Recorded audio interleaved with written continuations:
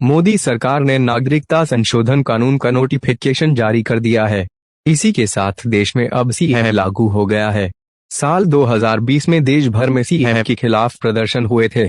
इन प्रदर्शनों में कई ऐसे लोग भी थे जिन्हें कानून की कम या गलत जानकारी थी। इसलिए आइए समझते हैं कि सीएए लागू होने से क्या बदलेगा।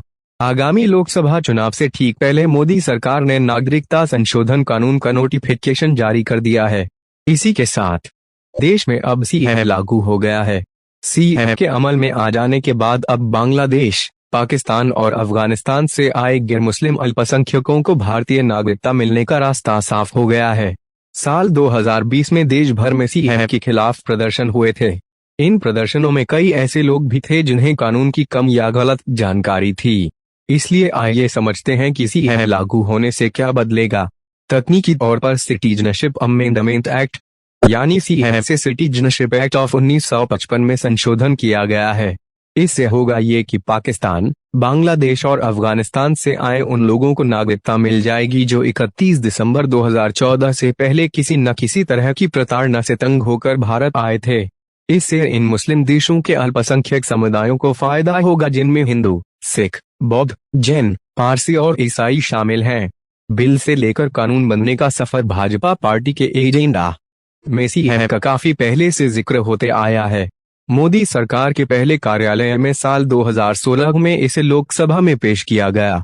यहां से पास होने के बाद इसे राज्यसभा में भेजा गया, लेकिन वहां इसे बहुमत से पास नहीं कराया जा सका। अटकने के बाद इसे संसदीय समिति के पास भेजा गया। 2019 में जब लोकसभा चुनाव हुए तो दोबारा बहुमत जीतने के बाद मोदी सरकार बनी। सरकार बनते ही इसे दोबारा लोकसभा में पास किया गया। 2 दिन बाद 9 दिसंबर 2019 को राज्यसभा में भी इस पर मुहर लग गई। दोनों सदनों में पास होने के बाद सीएए को 10 जनवरी 2020 को राष्ट्रपति की मंजूरी मिल चुकी है। हालांकि इसके लागू में होने में काफी देरी हो गई। इसकी प्रमुख वजह रही देश भर में होने वाले विरोध प्रदर्शन। भारतीय नागरिकों पर सीएए का क्या असर होगा? सरकार ने अपने बयान में कहा है कि सीएए के जरिए मिलने वाली नागरिकता वन टाइम बेसिस पर ही होगी, यानी कि 31 दिसंबर 2014 के बाद गैरकानूनी तरीके से पाकिस्तान, बांग्लादेश और अफगानिस्तान से भारत आए गैर मुस्लिम अल्पसंख्यकों को नागरिकता नहीं दी जाएगी।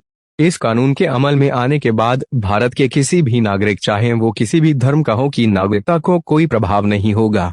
सीएए की जरूरत क्यों पड़ी? भारत के पूर्व विदेश सचिव कंवल सिब्बल ने बताया कि सीएए की आवश्यकता इसलिए थी क्योंकि हिंदू, सिख, बौद्ध, जैन और ईसाई अल्पसंख्यक जो दशकों से भारत में आए और देश में बस गए, वे पूर्व संशोधित नागरिकता कानून के तहत भारतीय नागरिकता हासिल नहीं कर सकते थे। इसके चलते वो भारतीय नागरिकता के कई लाभों से वंचित थे।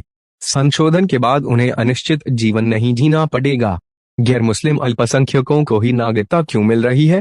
भारत में धार्मिक अल्पसंख्यकों के आने के कई कारण थे। उत्पीड़न, भेदभाव, शारीरिक असुरक्षा, जबरन धर्म परिवर्तन का खतरा इत्यादि।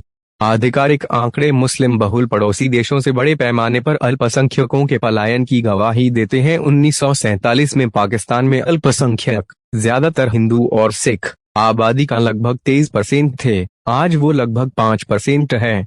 हिंदू लगभग 1.65% ही रह गए हैं। इसी तरह 1971 में जब बांग्लादेश बना, तब हिंदू आबादी का 19% थे। 2016 में वे केवल 8% ही थे, जबकि भारत में अल्पसंख्यकों की संख्या 2 गुना हुई है। 1947 में भारत में मुसलमानों की संख्या 9.2 करोड़ थी।